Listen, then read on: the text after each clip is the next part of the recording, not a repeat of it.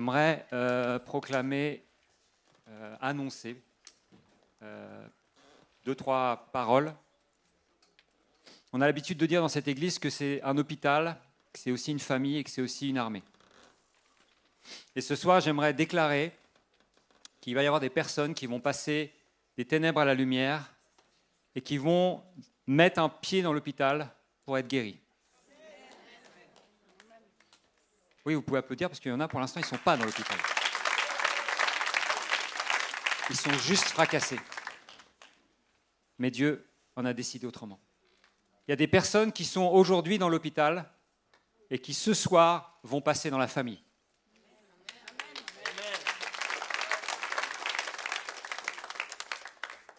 Et il y en a qui sont dans la famille et ce soir qui vont passer dans l'armée.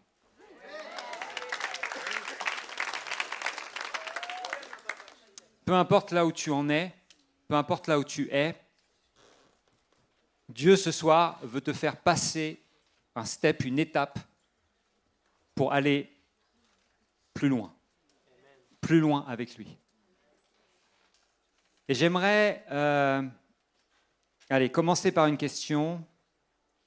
Qui connaît, alors je vous demande d'être sincère, hein, qui connaît Yehoyada et Yehosheba? Levez bien haut la main, s'il vous plaît. Non, mais toi tu triches. Non? Alors, ce message-là, il aurait pu faire partie de la série des couples inspirants. Voilà. Mais, bon, Adam et Ève, c'est bon? Ça va? Ouais. Abraham, Sarah, c'est bon? Joseph, Marie, c'est bon? Ok. Mais ce qui est fou, c'est qu'on connaît ces couples-là, mais Yehoyada et Yehosheba, pourtant, c'est un couple qui a été absolument déterminant dans le plan de rédemption de Dieu, et ils illustrent très bien la bataille spirituelle qui est nécessaire de livrer pour que ce que Dieu avait prévu s'accomplisse. Et pourtant, j'aimerais commencer en introduction, l'intro va être un peu longue, mais ce sont aujourd'hui des inconnus. Preuve en est, personne ici, je ne sais pas combien on est, mais personne ne les connaît. Pourquoi est-ce que c'est un couple aussi inspirant et aussi influent, vous allez le voir, mais qui ne sont pas connus aujourd'hui? Et j'aimerais juste commencer une première réflexion ce soir sur l'exposition. Parce que je crois qu'on est dans un monde qui deal avec l'exposition d'une façon différente que celle que nos parents l'ont fait. Je ne sais pas si c'est très français ce que je dis, mais je pense que vous avez compris. Et je crois que l'exposition exige une grande maturité, car la ligne peut être fine entre la mise en valeur de l'Évangile et celle de la mise en avant de mon ministère ou de ma personne. Et on a besoin de comprendre un principe qui régit notre monde. On est OK, hein, où domine le péché, l'orgueil de la vie, notre chair. On est d'accord là-dessus, hein? Samuel, quand il doit choisir David, le futur roi d'Israël, il voit Eliab, un homme grand, taillé. Mais l'Éternel lui dit une chose. Il lui dit, l'Éternel ne considère pas ce que l'homme considère. L'homme regarde à ce qui frappe les yeux, mais l'Éternel regarde au cœur. Et l'Éternel dira à Samuel, ne prends point garde à son apparence, à la hauteur de sa taille, car je l'ai rejeté. Et je crois qu'on arrive dans des temps, dans une saison, dans des moments particuliers où en tant que fils et filles, en tant qu'Église, il est absolument nécessaire d'adopter le regard de Dieu, de nous aligner à sa manière de regarder, sinon nous serons séduits. De nous positionner à partir du point de vue de Dieu, de là où il regarde et comment il regarde. Parce que sinon, nous serons séduits. Paul pouvait dire aux Galates, est-ce que c'est la faveur des hommes que je cherche ou celle de Dieu ? Est-ce devant Dieu ou devant les hommes que je suis responsable ? Si après toutes ces années, j'en étais encore à vouloir à faire plaisir aux hommes et à chercher la popularité en me conformant aux opinions des autres, je ne serai pas serviteur de Christ. Le mot serviteur, c'est doulos, ça veut dire esclave. L'œuvre du ministère n'a pas vocation à nous rendre célèbres, mais à servir au perfectionnement des saints et à l'édification du corps de Christ. Si nous sommes exposés, c'est pour diffuser l'Évangile et non pour nous mettre en avant. Il y a donc une préparation des cœurs à avoir alors que Dieu nous destine à être exposés pour le glorifier. Parce que oui, tu es destiné à être exposé. Mais alors que la foule va spontanément s'attacher aux dons, aux miracles, aux spectaculaires, au surnaturel, et merci Seigneur pour les guérisons, pour les miracles, merci pour ta manière de ministrer, Lucas. Mais ce qui importe Dieu, ce sont nos motivations. Désirons-nous que le plan de Dieu préparé d'avance s'accomplisse ? Est-ce que nous l'aimons plus que nous-mêmes ?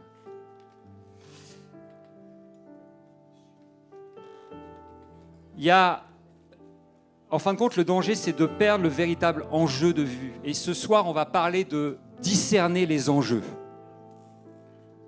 pour la saison d'aujourd'hui. Et dans l'histoire qu'on va prendre ensemble, nous avons l'exemple d'un couple qui a œuvré dans l'ombre pour que le plan de Dieu s'accomplisse.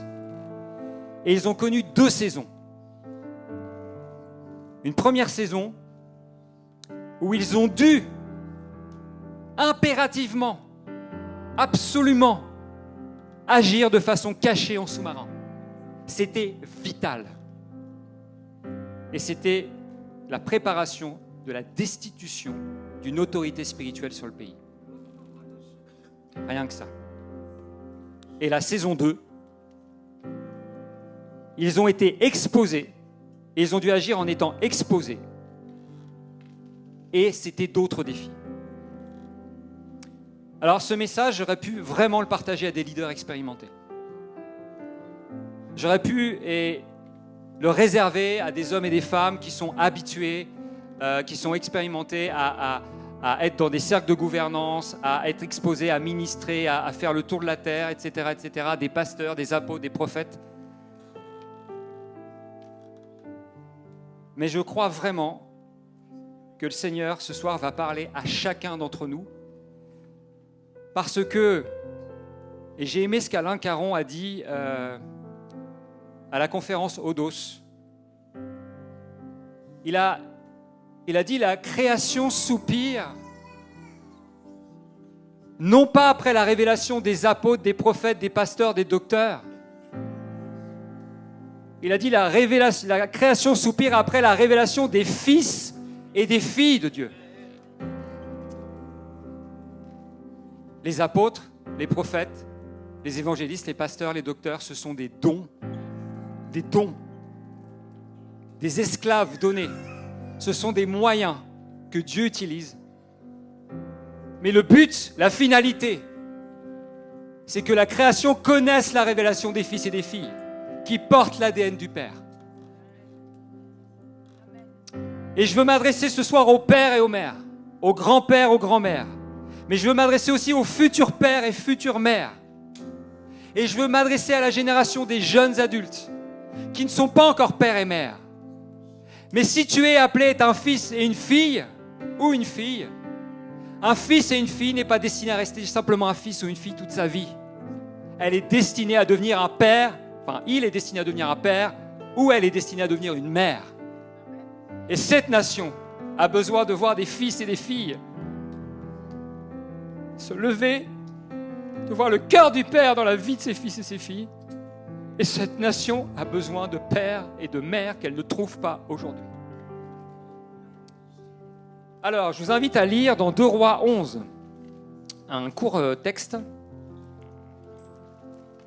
Et vous allez voir, on est dans une histoire de famille, c'est un peu Santa Barbara, Amour, gloire et beauté, enfin tout ce que vous connaissez. C'est-à-dire qu'il y a tellement de personnages déjà qu'on oublie tous les noms. Donc je vous ai fait un PowerPoint pour que on arrive à s'y retrouver. 2 Rois 11, 1 à 3. Et ça va nous servir de base par rapport à mon propos introductif. Alors, verset 1. Lorsque Athalie, ou Athalia, la mère d'Akazia, vit que son fils était mort, elle entreprit de faire mourir toute la descendance royale de Juda.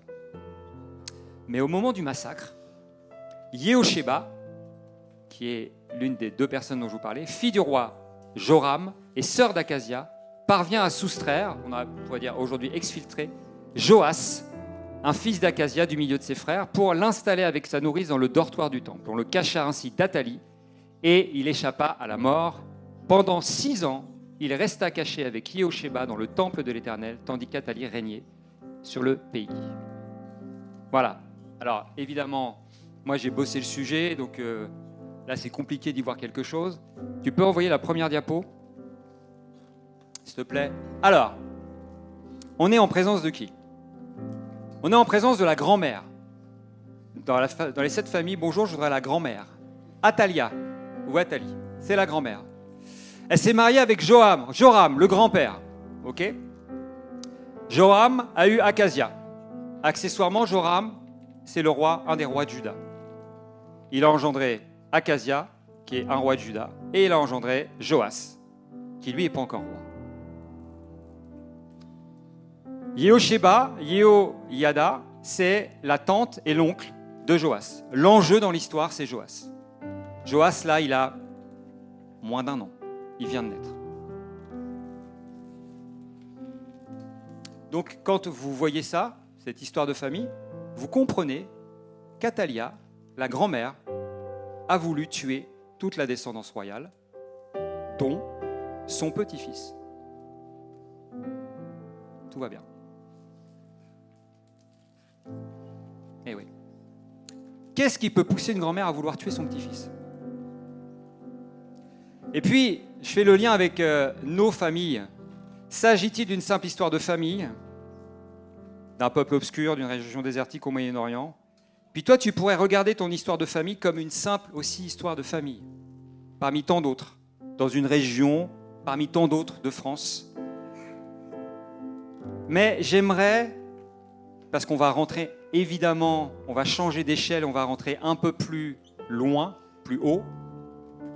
J'aimerais t'amener à considérer que ta simple histoire de famille, alors peut-être que ta grand-mère n'a pas voulu tuer ton petit-fils, mais il se passe plein de choses, on le sait dans cette église, dans nos histoires de famille qui sont franchement pas géniales. Et nos vies peuvent être marquées. Et oui, il y a des enfants qui meurent. Et oui, il y a un certain nombre de choses. Mais j'aimerais juste faire le parallèle avec cette histoire-là. Dans le sens où j'aimerais mettre l'emphase sur ton histoire de famille.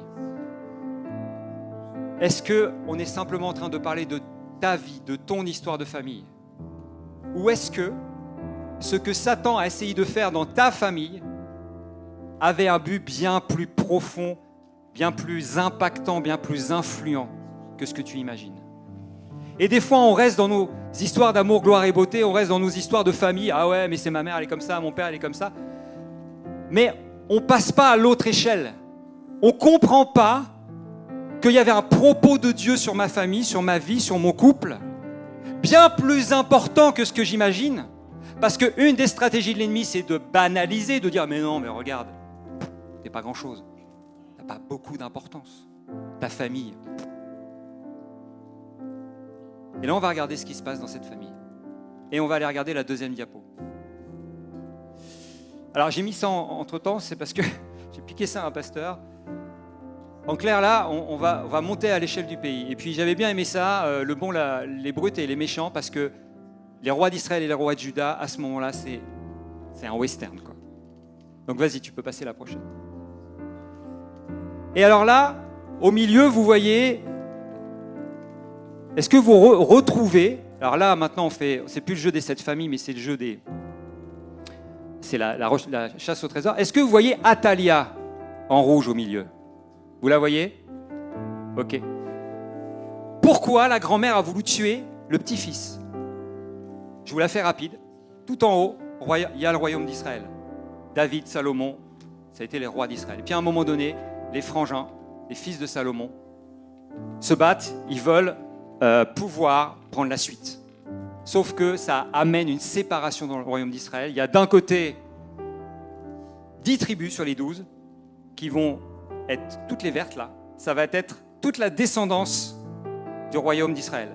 Et il y a 2 tribus qui vont rester fidèles à David, Judas et Benjamin, et qui vont derrière être le côté pêche. Et pourquoi ils sont de couleurs différentes? Parce que tout simplement, le côté vert a choisi délibérément, à un moment donné, d'abandonner Dieu et d'aller adorer les Baals, les Astartés, tous les idolâtres. Voilà, l'idolâtrie. Alors que Judas a choisi de rester fidèle à Dieu. Ça n'a pas toujours été parfait, mais ils sont restés fidèles à Dieu. Et à un moment donné précis, c'est passé quoi? Vous voyez, Athalia, alliance avec Joram. À un moment donné, Athalia s'est mariée avec Joram et ils ont fait alliance. Pourquoi? Parce qu'ils voulaient être plus forts vis-à-vis des ennemis.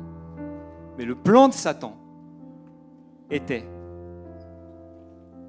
bien plus précis et profond que ça. Et pense à ce qui a pu se passer dans ta famille, et je t'encourage à interroger le Saint-Esprit sur peut-être ce que tu n'as pas encore vu jusqu'à présent. Athalia mariée à Joram, Joram se fait dégommer. Il meurt, donc il n'y a plus de roi en Juda. Akazia, pareil, se fait tuer. Et là, Athalia pourrait dire « Ah, j'ai mon petit-fils qui va prendre la suite. » Et non. Là, elle dit c'est l'occasion de tuer la descendance et toute la lignée de Juda. Et elle décide de régner. Pourquoi je vous parle de ça? C'est que derrière des motivations et derrière ce qui peut se passer dans une famille, derrière les chicaneries, il peut y avoir un esprit, il peut y avoir un plan contre ta vie, contre la destinée de ta famille, contre la destinée de tout ce que Dieu avait prévu. Et Athalia, c'est la fille de Jézabel. Vous connaissez Jézabel? Et d'Akab. Super héritage. Vous savez, cet héritage qui tue l'esprit prophétique. Et le plan, c'était qu'il n'y ait plus de roi de Juda et qu'il n'y ait plus de lignée. Pourquoi c'était aussi important? Pourquoi est-ce que Athalia a décidé de faire ça? Tu peux passer la prochaine? Parce qu'au bout de Joas, qui devait naître? Jésus. Jésus. D'une simple histoire de famille. D'une simple histoire. On pourrait dire, voilà, mais en fin de compte, qui est bien plus important. Il y avait un destin, il y avait un dessein, qui voulait aller bien plus loin. Et moi, j'aimerais qu'on puisse ce soir être attentif à ce que des fois l'ennemi veut faire, mais pas pour qu'on prenne peur et qu'on se concentre sur ce que l'ennemi veut faire. Mais pour prendre exemple sur l'oncle et la tante. Je vous fais l'histoire rapide. Athalia veut tuer Joas. Yehoyada, c'est le grand prêtre. Donc mettez-vous quand même dans l'histoire. Juda et Israël sont, bien se séparer, sont gouvernés par quelqu'un qui n'est pas du tout légitime. Ça n'aurait pas dû être elle qui aurait dû être roi, reine, parce qu'en fin de compte, elle a tué le petit-fils, elle a tué toute la famille royale, c'est-à-dire qu'il n'y a plus de descendance. Et elle, c'est les abominations partout, dans tout le royaume. Mais il y a un endroit, un seul endroit, où Dieu peut encore être adoré, et où c'est sécurisé, c'est le temple. Et Yehoshaba, c'est le souverain sacrificateur. C'est lui qui a la responsabilité du temple. Et donc sa femme, Yehosheba, elle va substituer Joas, elle va le cacher, et pendant 6 ans, pendant 6 années, ce couple-là va faire comme si de rien n'était. Va continuer à adorer Dieu, alors qu'autour, c'est les abominations. Le peuple entier suit cette Athalia qui amène tout le monde droit dans le mur. Et puis au bout de 6 ans, Yehoyada va faire quoi? Il va aller convoquer tous les guerriers qui servaient, tous les descendants des guerriers qui servaient du temps de David. Et il va préparer l'intronisation de Joas, qui est tout petit. Et il va le préparer de façon à ce que, alors que Athalia règne, il va le faire de manière à ce que Athalia ne puisse pas du tout contester. J'aimerais parler de l'illégitimité de l'autorité.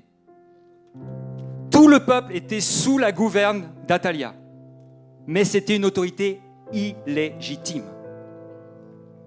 Ça ne devait pas être elle. Elle ne devait pas être là. Elle avait tout fait pour tuer. Vous vous souvenez de Moïse, vous vous souvenez de Jésus. Ce n'est pas elle qui devait régner. Et le peuple suivait parce que le peuple était comme ça.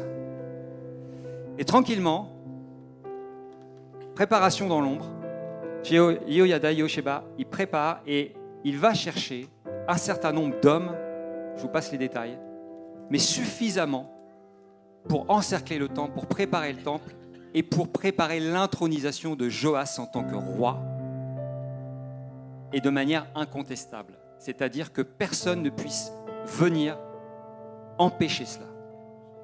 Et il se passe quoi? Regardez bien, Athalia qui était capable de tuer toute la famille royale. Athalia entend, à un moment donné, qu'il y a du bruit, entend tout le peuple qui est parti autour du temple, le seul endroit où on n'adore pas les Baals et les Astartés.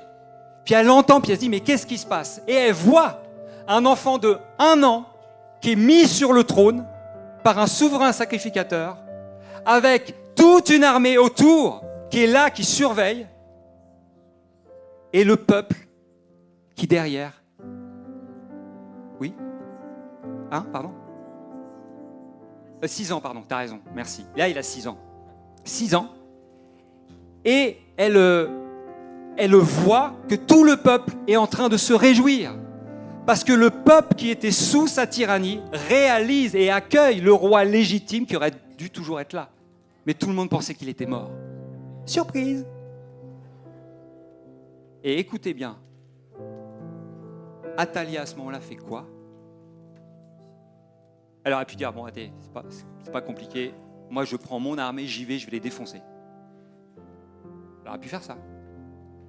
Là, elle crie conspiration, conspiration. Elle s'effondre parce qu'elle comprend que le plan de Dieu est en train de s'accomplir, que le roi a été mis sur le trône, qu'il est béni dans le temple et que rien ne pourra empêcher Dieu de faire ce qu'il a prévu de faire, c'est-à-dire sous Joas, mes amis, c'est un réveil qui arrive. Et alors qu'elle s'approche et qu'elle est auprès du temple, Yehosheba la voit, Yehoshada la voit et dit, ne la tuez pas dans le temple, laissez-la revenir dans le palais, à l'extérieur, et c'est là-bas que vous la tuerez.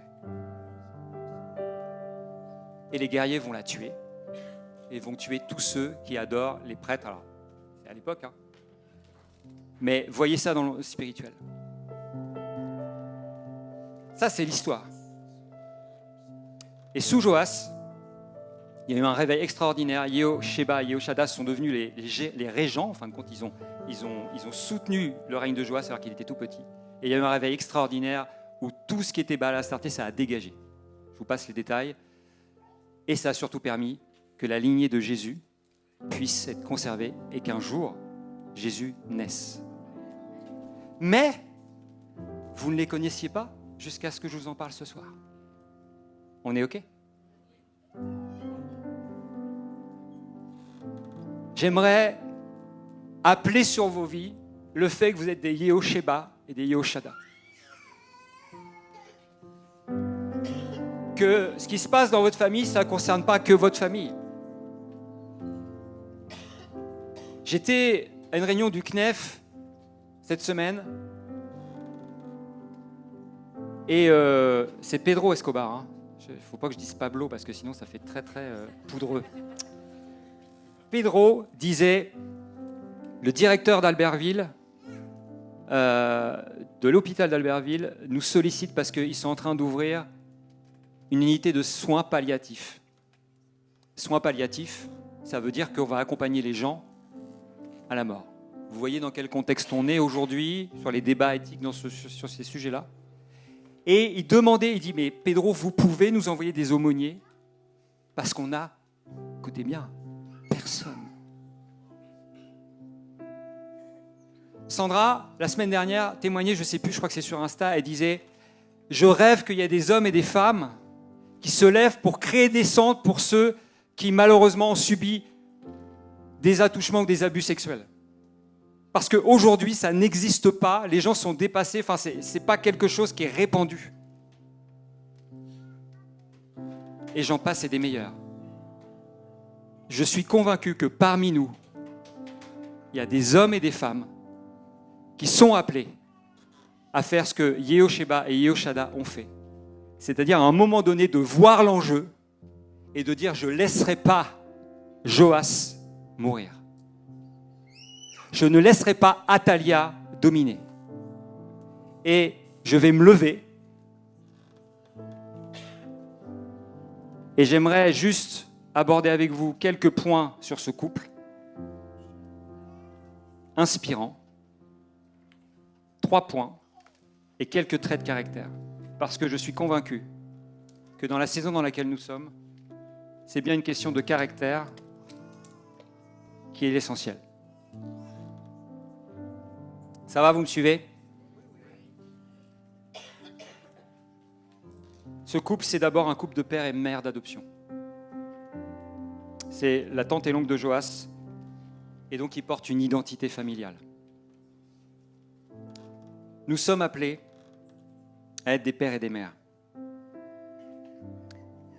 Et Yehosheba, alors qu'elle a sauvé, qu'elle a pris sous son aile Joas, comme ça a été le cas avec Moïse, comme ça a été le cas avec Jésus, quand à un moment donné, Hérode voulait savoir où il était, il voulait le tuer.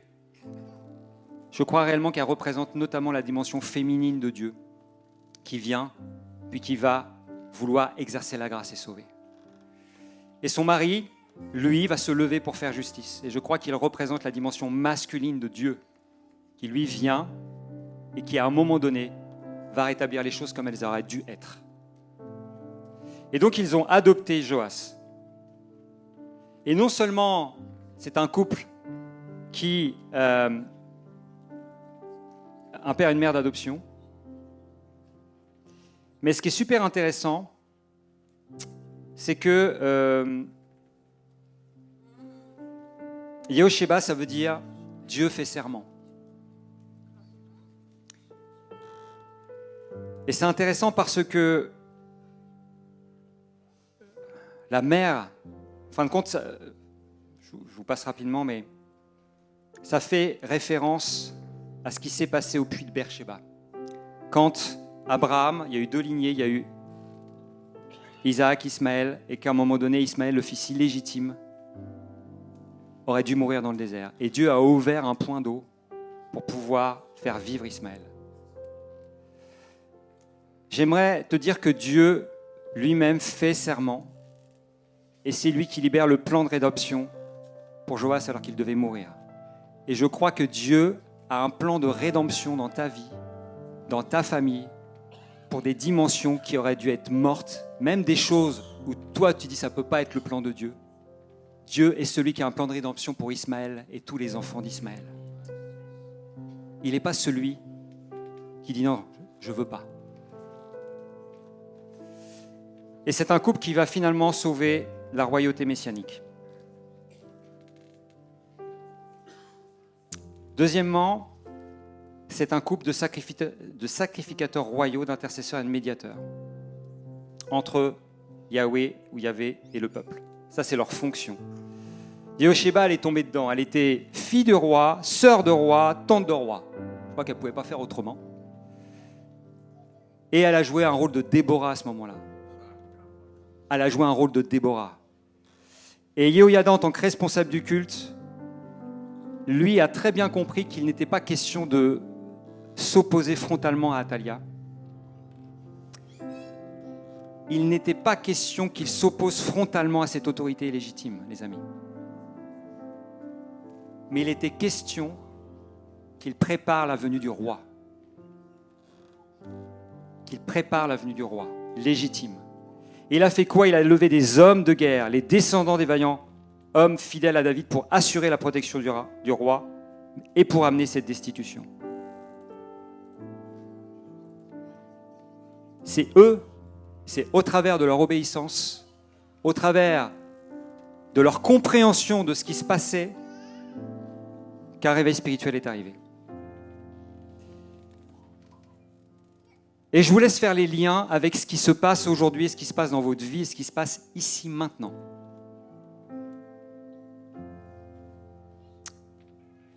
Alors, j'aimerais maintenant terminer par cette troisième dimension de ce couple. Pour moi, c'est ce qui est le plus important. Ce couple avait un caractère accompli, de guerrier amoureux. Et là, on va parler du caractère. Et j'ai noté, je vais juste vous les lister rapidement, mais 7 traits de caractère. C'était des adorateurs qui se levaient contre l'idolâtrie. Et je crois que la ligne, elle est fine aujourd'hui. Mais l'Église, si elle n'est pas une véritable adoratrice, passera à côté. L'idolâtrie va être de plus en plus fine, va être de plus en plus facile si je ne suis pas aligné au cœur de Dieu. Deuxièmement, c'était un stratège, des stratèges. Ils savaient manœuvrer prudemment contre la tyrannie. Alors, je ne vous lis pas tous les textes, mais évidemment, la véritable adoration, ça parle de Matthieu 10, 34. Ne croyez pas que je sois venu apporter la paix sur la terre. Je ne suis pas apporter la paix, mais l'épée. Non, ce n'est pas ça. Tant pour moi. L'heure vient où elle est déjà venue, où les vrais adorateurs adoreront le Père en esprit et en vérité. Car ce sont là les vrais adorateurs que le Père demande. C'était un stratège. Ils ne sont pas venus confronter ce qui se passait directement. Et ce texte de Matthieu 10 qui dit « Je vous envoie comme des brebis au milieu des loups, soyez donc prudents comme les serpents et simples comme les colombes. Mettez-vous en garde contre ces hommes. » Donc le combat spirituel, ce n'était pas quelque chose de physique où il fallait combattre contre Athalie, mais c'était bien une question de légitimité spirituelle.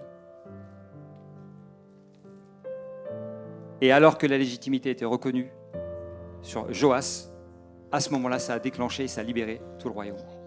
Ils ont été patients dans la foi et ils ont su attendre le momentum de Dieu pour l'accomplissement de ses promesses. Ils ont été humbles et ils ne sont pas tombés dans le piège du besoin de reconnaissance. Ils ont été désintéressés. Ils ont mis leur vie sur l'autel. Ils ont été puissants et valeureux. Cinquièmement, parce que clairement, il fallait à ce moment-là se lever et oser faire ce qu'ils ont fait. Ça peut nous rappeler des heures sombres de notre pays, mais ils savaient qu'ils étaient l'émanation du Dieu fort et vaillant, l'Éternel des armées, qui est déclaré dans le psaume 24. Et puis, bien qu'expérimenté,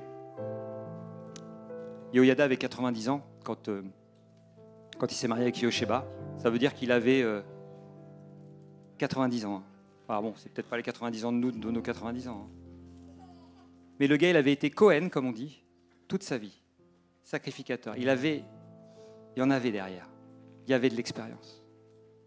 Et cet homme d'expérience, valeureux, avec sa femme, bien qu'expérimenté, il a fait quoi? Il a demandé de l'aide. Et il n'y a pas été seul. Il a appelé tous les soldats, les Kérétiens, les exécuteurs, les Pélétiens, les coureurs de David, pour pouvoir faire ce que le Seigneur lui avait demandé de faire.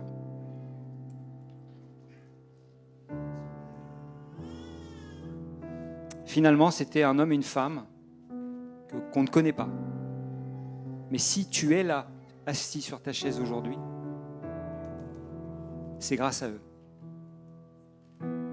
Parce que sans eux, Jésus ne serait pas né. Il n'aurait pas pu faire ce qu'il voulait.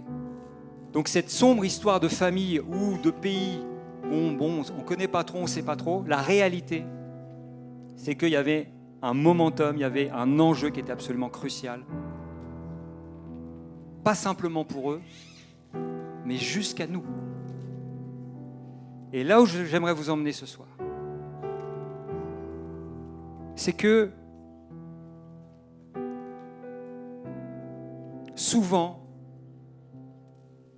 on ne considère pas l'importance et le poids de nos vies. Non pas pour dire c'est moi le meilleur, c'est moi le plus beau, j'ai tout compris, ou alors... Non, je ne parle pas de ça.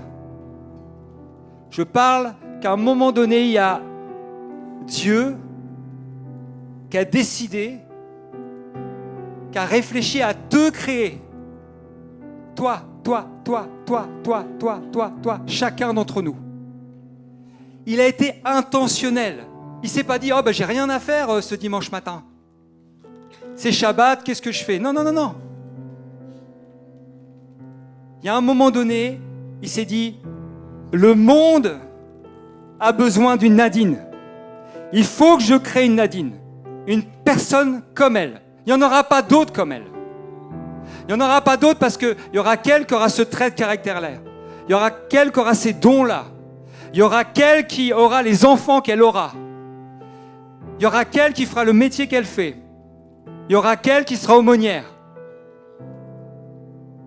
Et au travers de sa vie, je veux changer toute une famille, toute une région, toute une ville, toute une nation. Et il a dit la même chose de chacun d'entre nous. Et nous, on pleure sur nous, sur nos vies, sur tout ce qui ne va pas. Et j'aimerais nous interpeller sur le fait qu'il n'est pas question de nos vies dans le sens « Oh, ma vie, ma propre petite vie ». Mais il est question de « Qui es-tu, mon fils, ma fille ?» Qui es-tu? Tu es le fils, tu es la fille du Dieu vivant qui n'a pas prévu d'autres plans que toi. Il n'y a pas de plan B ou C à part l'Église.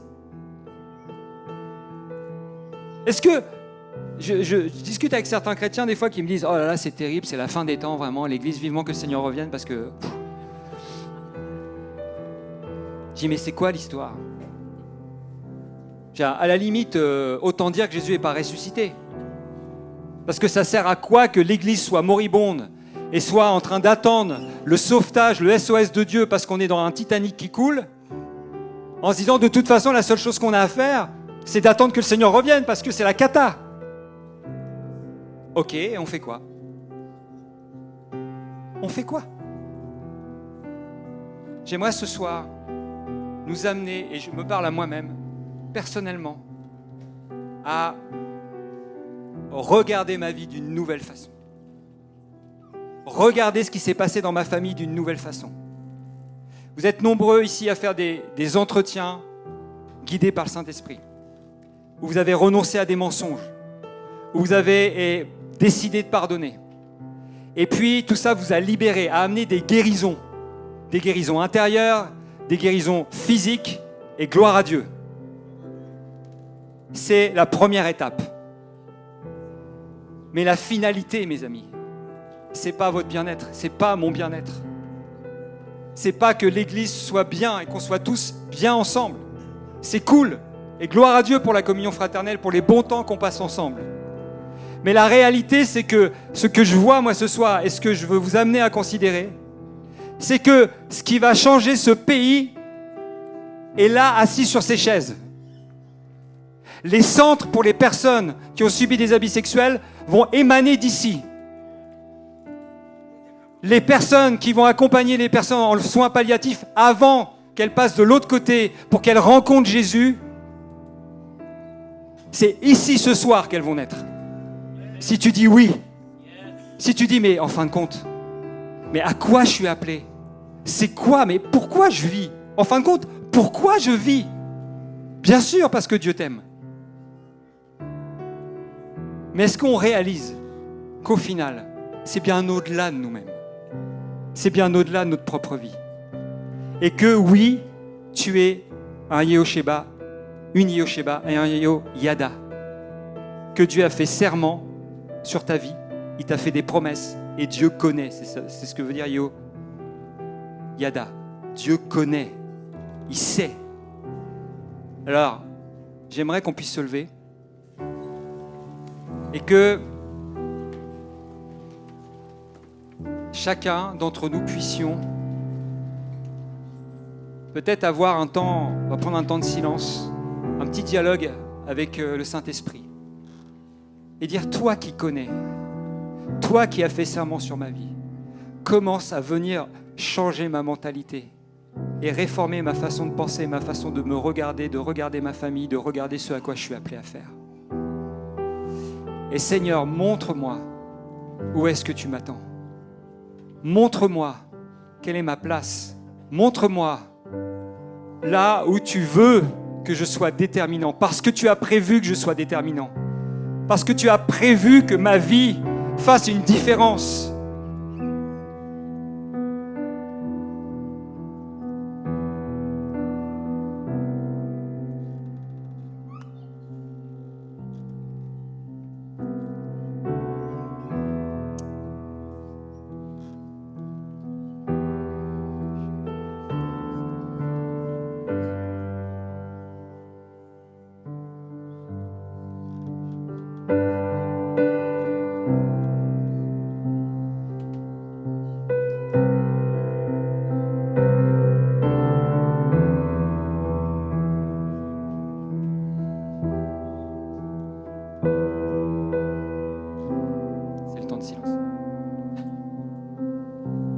Et maintenant, j'aimerais faire un appel.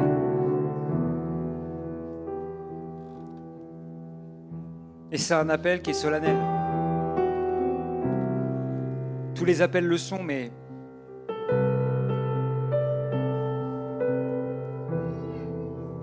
j'aimerais dire que de la réponse à cet appel ce soir, de la réponse que tu vas faire à cet appel ce soir, ça peut changer la vie, vraiment. Et je le crois vraiment, sinon je ne le prêcherai pas. Ça peut vraiment changer la destinée de cette nation. Il suffit d'une poignée. Il suffit d'un petit reste d'adorateurs. Il suffit de quelques-uns, comme ce couple, qu'on fait la différence et qu'on changé le destin de cette nation. Et on est bien plus que deux ce soir dans cette salle. Encore un commentaire. Encore dans cette réunion du CNEF ce week-end, enfin cette semaine, quelqu'un partageait qu'il y avait un sondage IFOP en 2008 qui avait été fait et qui disait qu'il y avait 2% de la population française qui se disait évangélique. Et que le nouveau sondage IFOP qui sort là maintenant, et on se réjouissait parce qu'il y avait 4%. Le double. Et selon ce même sondage qui va sortir, il y a en fin de compte 8% de personnes qui se disent se réclamer des valeurs évangéliques. Et à la fois je me réjouissais, à la fois on faisait le constat, mais il y a 4% qui vont dans les églises, 4 autres pourcents, je ne sais pas où ils vont.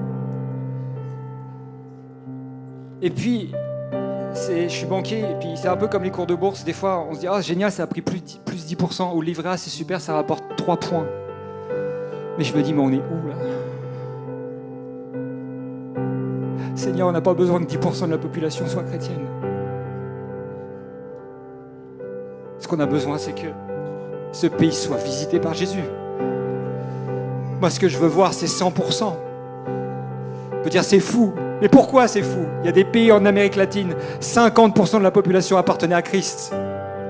Moi, je crois que ce soir, Dieu t'interpelle, nous interpelle. Et que le réveil, ça commence là, maintenant, ici. par ma vie.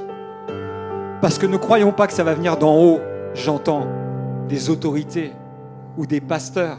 Non, non, je crois que ça va venir d'en bas. Quand on va commencer individuellement à se réveiller dans nos cœurs. Alors j'aimerais, si t'en es, si aujourd'hui tu dis Seigneur, je souhaite que tu révolutionnes ma vie pour que je puisse être utilisé par toi tel que toi tu l'avais prévu initialement.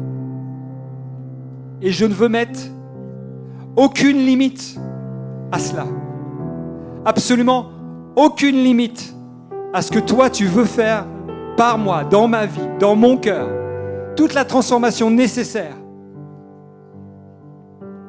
Donc je te donne ma vie en clair. Vas-y, fais-le. Toutes celles et ceux qui le souhaitent et qui le décident ce soir, je vous invite à vous avancer. Et puis,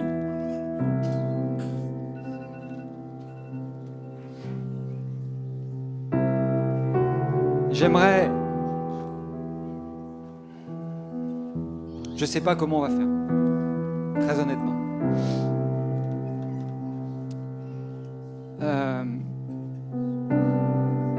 Je sens l'esprit, l'appel de Dieu qui est là, qui est incessant.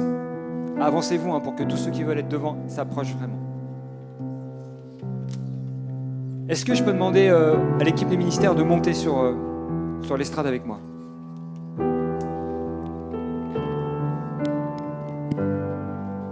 Aurélie, tu peux venir?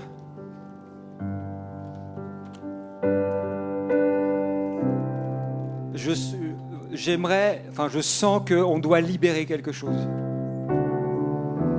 du cœur de père et de mère, de grands frères ou de grandes sœurs, et qu'on doit le libérer sur chacun d'entre vous, pour que vous soyez les fils et les filles, mais les pères et les mères de cette nation. Et excusez-moi, mais je les connais tous là. Nos cœurs sont ouverts. Nos cœurs sont grands ouverts. Ils donnent leur vie, tous. Là, je les connais. Ils donnent leur vie. Ce choix, ils l'ont fait. Et nos cœurs sont ouverts entièrement. Parce qu'on désire plus que tout, que ce pays soit visité. Pas simplement visité, mais que la présence de Jésus demeure, transforme ce pays et sauve ce pays. Et pas que ce pays. Alors, je ne sais pas comment on va le faire. Mais on va simplement libérer les paroles qu'on reçoit du Saint-Esprit sur vous. Pour que vous puissiez rentrer pleinement. Et dire, ok, on y va. Ça marche? Si l'un d'entre vous voit quelque chose.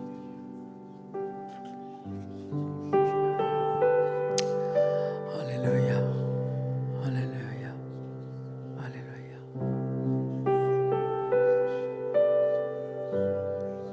Alléluia. Bien sûr, Julien et Sandra sont avec nous. Ils ne sont pas présents physiquement, mais ils sont là en esprit avec nous. C'est le père et la mère de cette maison. Et nous sommes avec eux. Et on est ensemble. Et ils vous bénissent comme on va vous bénir. On est un.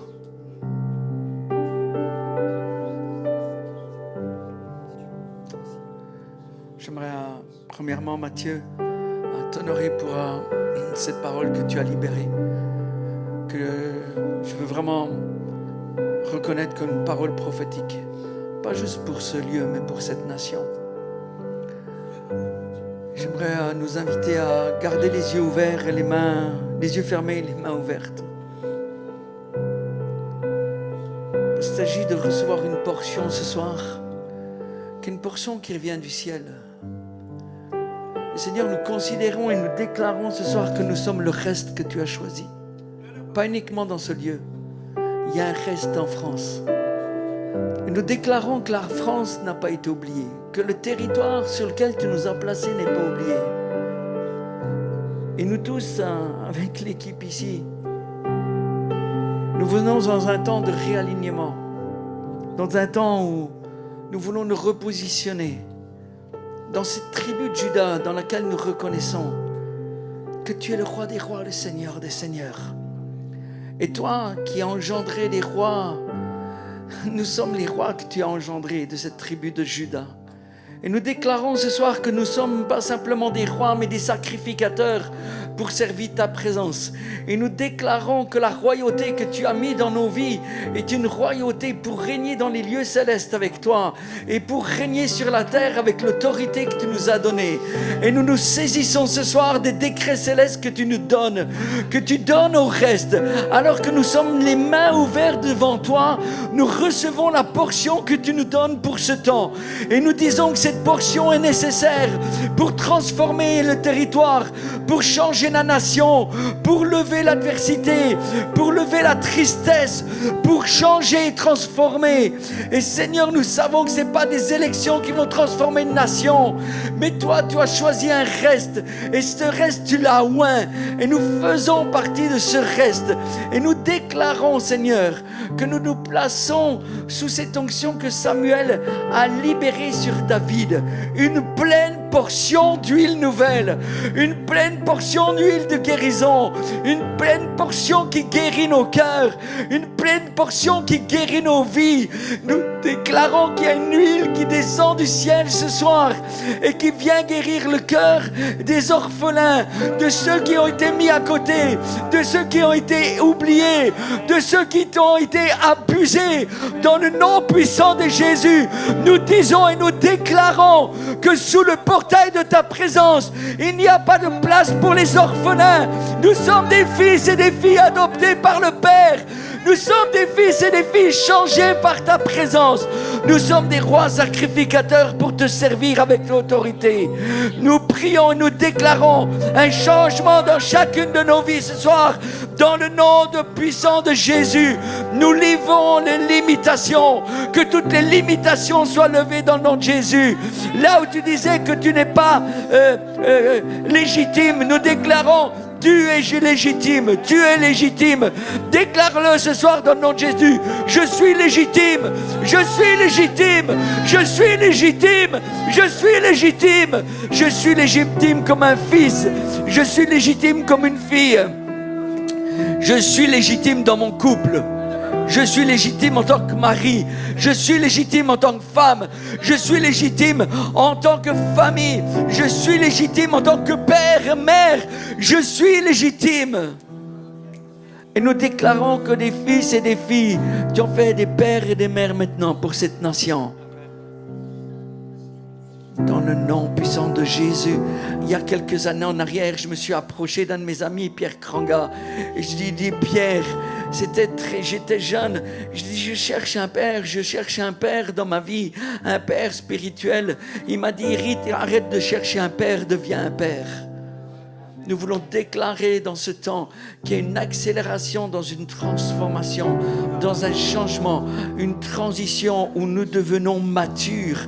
Nous devenons matures. Merci pour la portion que tu nous donnes ce soir, qui fait de nous des êtres, des hommes et des femmes matures pour servir ta présence. Nous appelons cette maturité à venir. Nous soufflons sur la semence maintenant dans le nom puissant de Jésus. Et nous disons que tout ce que tu as semé ce soir, Matthieu, rien ne tombe à terre. Nous attrapons toute cette semence. Merci pour l'eau du ciel qui l'arrose ce soir. Merci pour le rouard de Dieu, le souffle du Tout-Puissant qui souffle sur nous. Merci pour l'esprit des 4 vents qui se lève sur cette nation. Nous disons que cette nation va voir un peuple de filles et de filles matures,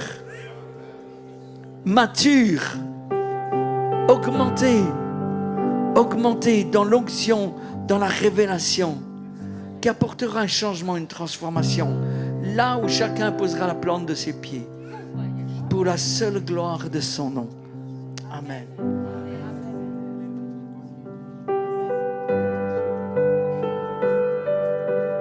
J'aimerais juste libérer sur vous.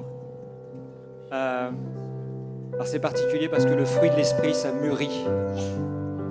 Et c'est pas un don qui te tombe dessus. Mais j'aimerais libérer sur vous toute la dimension du fruit de l'esprit sur chacune de vos vies, afin qu'il mûrisse. Je libère l'amour, je libère la joie, je libère la paix, je libère la patience. Je le refais parce qu'il faut qu'on l'accueille. Je libère l'amour véritable sur vos vies. Je libère la joie du ciel, du Seigneur qui est ma force sur vos vies. Je libère la paix du Prince de paix qui surpasse toute intelligence, qui garde vos cœurs et vos pensées en Jésus-Christ. Je libère la patience de Jésus, cette humilité, cette douceur, cette persévérance. Je libère la bonté de Dieu sur vos vies. Je libère sa bienveillance, la foi à déplacer les montagnes, la douceur qui vient confronter toute forme d'adversité, de rage, de querelle, de médisance et de colère. Je libère la maîtrise de soi qui permet de rester dans la pureté et qui vient confronter toutes les puissances de pornographie, d'impureté sexuelle et tout ce qui vient combattre vos vies dans le nom puissant de Jésus. Alléluia. Amen. Je veux déclarer qu'il n'y a aucun qui est disqualifié parce que Dieu nous a qualifiés au travers de son Fils. Et son Fils, il a pris nos vies à la croix avec lui. Nous sommes morts avec lui, mais nous sommes aussi ressuscités avec lui. Et je veux le déclarer cet après-midi, ce soir, sur chacune de nos vies. Vous êtes morts avec Christ, mais vous êtes aussi ressuscités avec lui. Et la puissance de résurrection est en vous. La puissance de résurrection est en vous. Et vous pouvez devenir ce pourquoi vous avez été accueillis sur cette terre. Et je le déclare dans le nom de Jésus. Peu importe de la famille d'où vous venez, peu importe si cette famille n'a pas su voir le trésor que vous êtes qualifiés par Jésus.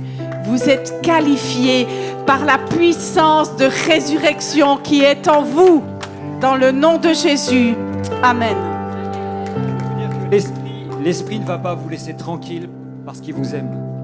Parce que vous avez dit oui, parce que vous avez fait ce pas, des personnes vont venir vers vous, les personnes, ce pourquoi vous êtes qualifiés. Si Seigneur t'a appelé dans ta destinée à accompagner les femmes qui sont en perte de grossesse, demain, après-demain, il y a des femmes en perte de grossesse qui vont venir se confier à toi. Si Seigneur, ta destinée à pouvoir accompagner des hommes et à aider des hommes dans la pureté, eh bien, il y a des hommes qui vont venir te voir. Le fait que tu aies dit oui, le fait que tu te sois avancé, ça ne veut pas dire que tu es arrivé. Le chemin commence, mais l'Esprit et Dieu t'aime tellement qu'il ne va pas te laisser tranquille. Parce que tu as dit oui et que ton cœur, eh ben, tu vas voir que ton cœur va commencer à être bouleversé, transformé, challengé. Parce que les gens vont venir, les âmes vont venir, les personnes vont dire mais il y a quelque chose sur toi, j'ai besoin, je vois que c'est vers toi que je dois venir. Et là, tu ne pourras pas dire non. Parce que tu diras non à des personnes qui sont en désespérance. Mais je veux vraiment le proclamer sur vos vies, parce que c'est ce que le Seigneur me montre. Et ils vont venir, et ils vont venir, et ils vont venir. Alors engage, creuse la parole, sois dans l'intimité, ne lâche rien, sois discipliné, parce que le niveau va monter, les amis.